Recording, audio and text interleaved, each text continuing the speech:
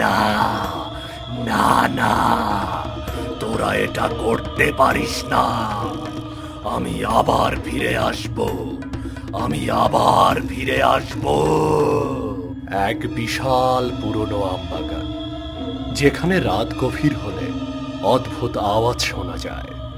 চাঁদের আলোয় ছায়াগুলো ভয়ঙ্কর দেখাচ্ছে।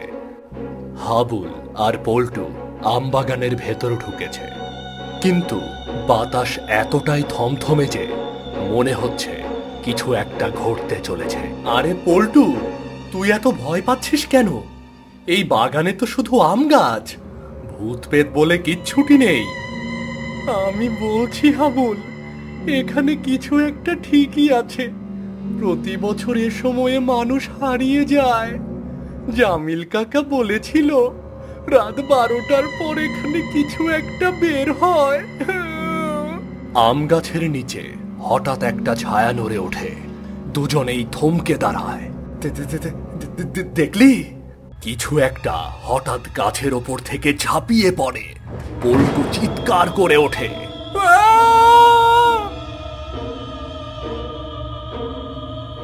গ্রামের এক পুরনো বটগাছের নিচে হাবুল আর পল্টু জামিল কাকার কাছে বসে আছে। জামিল কাকার চোখে আতঙ্ক। তোরা যা দেখেছিস সেটা কোনো মানুষ নয়, ওটা এই বাগানের অভিশাপ। বহু বছর আগে এখানে একজন তান্ত্রিক কালো জাদু করেছিল, এখন সেটা এই বাগানে ঘুরে বেড়ায়। কাকা, কেউ কি ওটাকে চোখে দেখে বেঁচে ফিরেছে? কেউই পুরোপুরি ফিরে আসেনি। যারা ফিরেছে তাদের মুখে কথা নেই, শুধু শূন্য দৃষ্টি। একটা গভীর নিস্তব্ধতা নেমে আসে। দোকানের বাতাসও যেন ভারী হয়ে ওঠে। গভীর রাত, আবারও সেই আমবাগান। এবার হাবলু, পল্টু এবং জামিল কাকা মিলে সত্যতা যাচাই করতে এসেছে। হঠাৎ মাটি থেকে উঠে আসে একটা কালো হাত। পল্টু চিৎকার করে দৌড়ে পালাতে যায়, কিন্তু গাছের শেকড় তার পা ধরে ফেলে। অন্ধকারের মাঝে শুধু দুটো জল জলে লাল চোখ দেখা যায়। তোমরা আবার ফিরে এসেছো। এবার তোমরা কেউ বাঁচবে না, তোমরা কেউ বাঁচবে না এবার। হাবলু, হাবলু রে, আমরা এখন কি করব রে? হাবলু, এত সাহস তোমাদের! আমার এলাকায় ঢুকলে ফিরতে দেব ভেবেছ?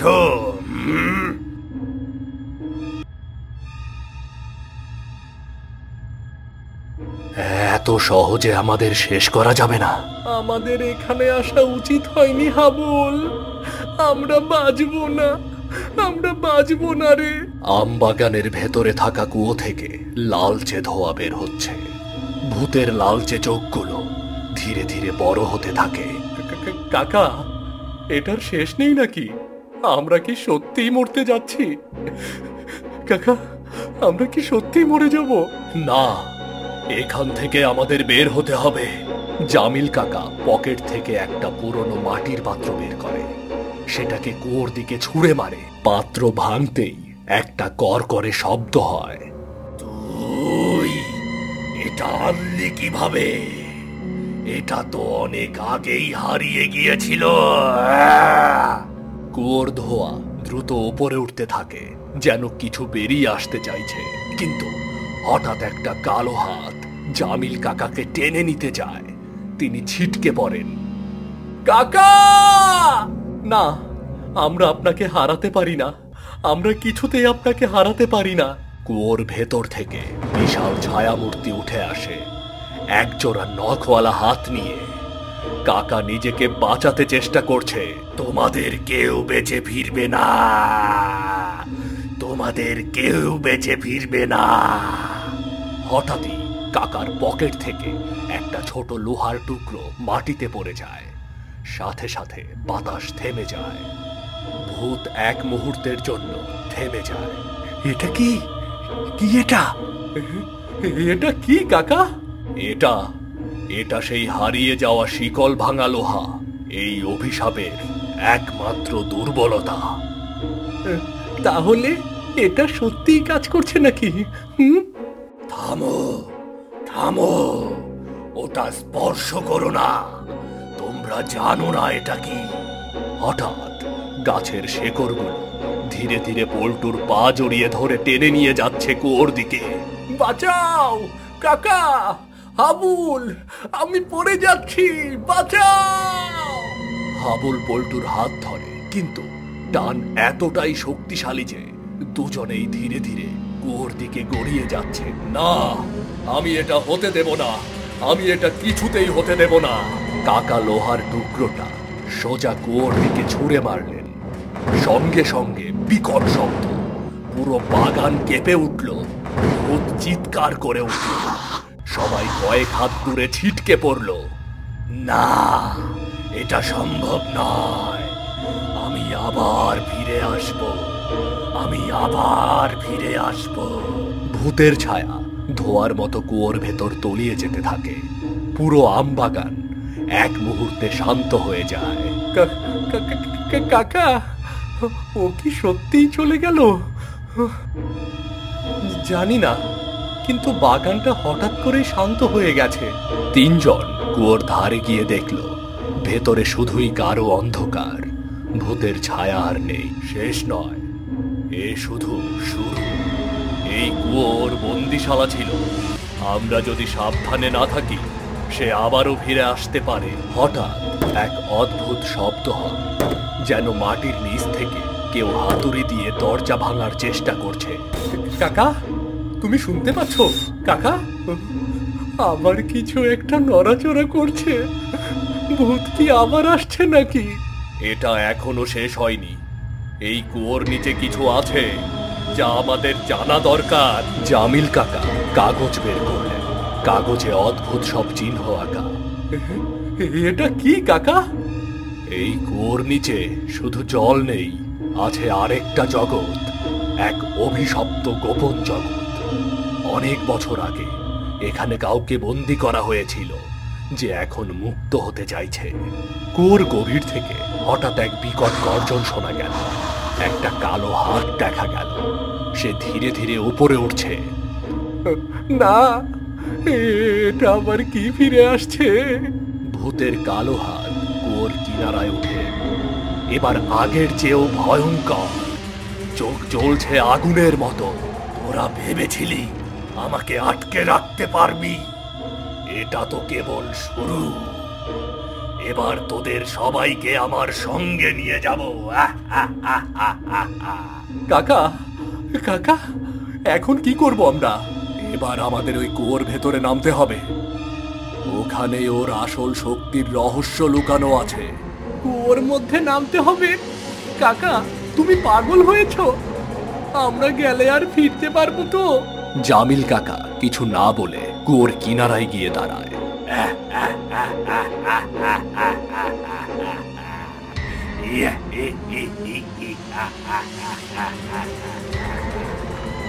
এসো, তোদের জন্য আমার রাজ্য অপেক্ষা করছে। একবার নামলে আর ফিরে যেতে পারবি না। কাকা, তুমি সত্যি সত্যি নিচে নামবে? আমরা তো জানিই না ওখানে কি আছে। ওখানে গেলে কি আমরা আর ফিরতে পারবো? যদি পালাই তবে এই ভূত আমাদের ছেড়ে দেবে না। ওর আসল শক্তির উৎস ওখানেই আছে, তাই আমাদের ওখানেই নামতে হবে।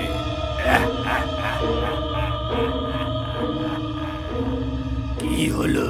এসো এসো। এরপর তিনজন ধীরে ধীরে কুয়োর গভীরের অন্ধকারের দিকে তলিয়ে যেতে থাকে।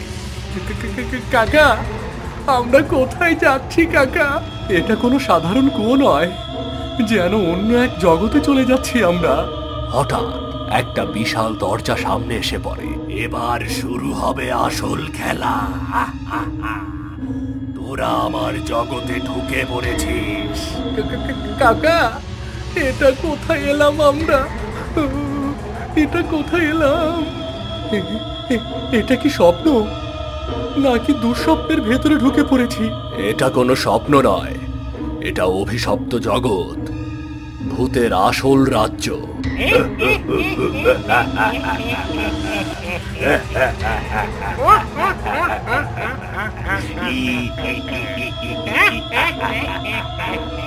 তোরা এখন আমার জগতে, এখানে কেউ এসে ফিরে যেতে পারেনি, তোরাও পারবি না। ও, ওই দরজার ওপারে কি আছে? আমাদের কি ওটার ভেতরে যেতে হবে? হ্যাঁ? জামিল কাকা দরজার দিকে হাত বাড়াতেই দরজা নিজে থেকেই কেঁপে ওঠে, যেন কেউ ওদের প্রবেশ করতে দিতে চাচ্ছে না। কাকা, দরজাটা খুললেই কি সব শেষ হয়ে যাবে? না, নাকি আরো ভয়ঙ্কর কিছু শুরু হবে? তোরা কি সত্যিই ঢুকতে চাস? তাহলে আয়, দেখিয়ে দেই আমার শক্তির আসল উৎস। এরপর দরজা ধীরে ধীরে খুলে যায়। যদি ঢুকতেই হয় তাহলে সবাই একসাথে যাব। ভয় পেলে মরবি, সাহস রাখ, ওকে হারাতে হলে ওর আস্তানায় ঢুকতেই হবে। তিনজন একসাথে দরজার ভেতরে পা বাড়ায়। তোরা আমার ফাঁদে পড়েছিস, এখন কেউ বাঁচতে পারবি না। ওটা কি? ভূতের আসল রূপ? ওরে বাবা, এত বড়! একটা বিশাল আকৃতির ছায়ামূর্তি সামনে স্পষ্ট হতে থাকে। তোরা আমার জগতে ঢুকে ভুল করেছিস। কাকা, কিছু করো, না হলে আমরা শেষ। কাকা! হঠাৎ জামিল কাকা চারপাশে তাকিয়ে কিছু খুঁজতে থাকে, চারপাশের রহস্য বোঝার চেষ্টা করেন। এক জায়গায় চোখ আটকে যায়। ভূতের ঠিক পেছনে একটা রহস্যময় অগ্নিশিখা জ্বলছে, হয়তো সেটাই ভূতের শক্তির উৎস। কাকা, তুমি কিছু খুঁজে পেয়েছো কাকা? ওটার দিকেই যেতে হবে। ভূতের শক্তির আসল রহস্য ওখানেই লুকিয়ে আছে। কিন্তু ভূত সেটা বুঝতে পেরে ভয়ঙ্কর ভাবে গর্জন করে।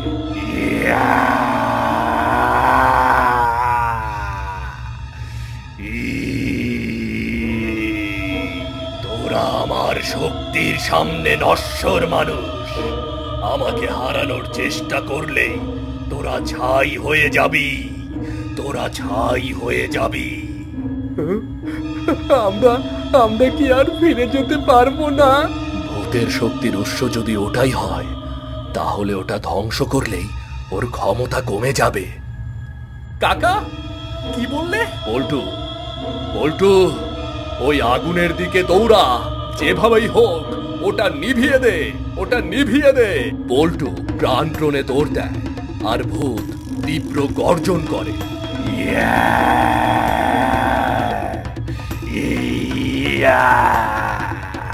পল্টুর সামনে আগুনের সেই শিখা, পেছনে ভূত প্রবল ক্রোধে তেড়ে আসে। চারপাশে বজ্রপাতের মতো আলো জ্বলে ওঠে, কিন্তু সেই মুহূর্তেই পল্টু শেষ শক্তি দিয়ে লাফ দিয়ে সেই অগ্নিশিখার উপর ঝাঁপিয়ে পড়ে, হাত দিয়ে মুঠো করে মাটি কুড়িয়ে আগুনের ওপর ছুঁড়ে দেয়। মুহূর্তের মধ্যেই আগুন ধপ ধপ করে নিভে যায়।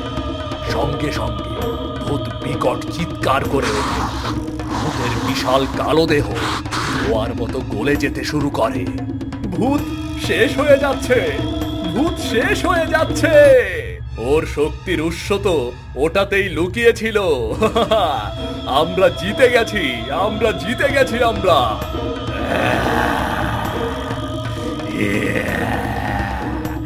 না না না, তোরা এটা করতে পারিস না।